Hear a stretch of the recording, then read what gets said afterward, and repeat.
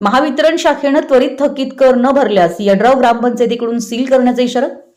यड्राव येथील पार्वती औद्योगिक वसाहतमधील महाराष्ट्र राज्य विद्युत मंडळ शाखा यड्राव यांचेकडून ग्रामपंचायतीचा थकीत कर भरण्यासाठी वारंवार लेखी मागणी करून देखील महावितरण शाखेनं थकीत कर भरला नसल्यानं शाखा अभियंता यांना ग्रामपंचायतीनं त्वरित थकीत कर भरणा करावा, अन्यथा महावितरण शाखेला सील करण्याचा नोटिशीद्वारे इशारा देण्यात आलाय.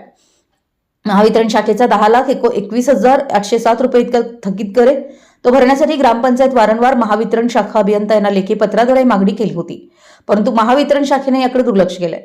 मार्च अखेर असल्यानं गावातील वीज ग्राहकांची वीज बिल थकीत असल्यास लगेच त्या ग्राहकांचा विद्युत पुरवठा बंद करतात. पण हा तर गावाचा कर आहे, मग आम्ही आपणाकडे वारंवार लेखी मागणी करूनही अद्याप थकीत कर भरत नसल्यानं आम्ही आपणावर कोणती कारवाई करावी, असा संतप्त सवाल शाखा अभियंता संदीप थोरात यांना सरपंच कुणाल सिंह नाईक निंबाळकर यांनी केलाय.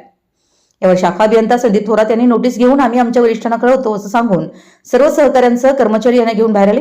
त्यामुळे एकच गोंधळ उडाला. ग्रामपंचायतीकडून महावितरण शाखेच्या दोन्ही कार्यालयासमोर थकीत कर त्वरित भरावा, अन्यथा सील करण्याचा इशाऱ्याची नोटीस चिकटवण्यात आली आहे.